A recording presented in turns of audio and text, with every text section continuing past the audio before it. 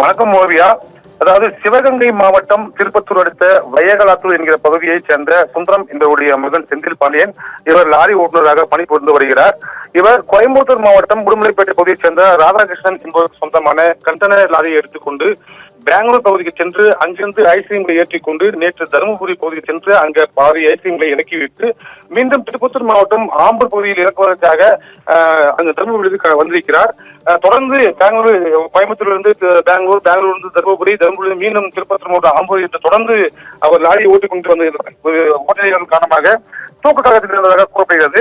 இதனால் இன்று திருப்பத்தூர் அடுத்த ஜோலார்பேட்டை பகுதியில் உள்ள கோடியூர் பகுதியில் வந்து கொண்டிருந்த போது தூக்க கழகத்தில் இருந்த செந்தில் பாண்டியனுடைய கட்டுப்பாட்டை இருந்த லாரி அங்கே அதே பகுதியில் சண்முகம் மற்றும் முருகன் என்பவர்களுக்கு சொந்தமான அடுத்தடுத்த 5 கடைகள் மீது பலமாக மோதி தலைக்குப்பர கவிழ்ந்து விபத்துக்குள்ளானது.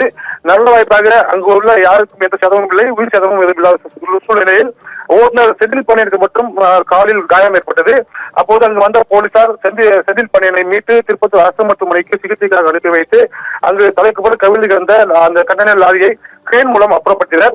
இந்த சம்பவம் அதிகாலை ஒரு 7:30 மணி நடந்ததாக கூறப்படுகிறது. இந்த தூக்க கழகத்தில் இருந்த ஓட்டுநரின் கட்டுப்படி இருந்த லாரி தலைக்குப்புற விழுந்து 5 கடைகள் மீது மோதிய சம்பவம் அந்த பகுதி பெரும் பரபரப்பை ஏற்படுத்தியுள்ளது. ஓவியா.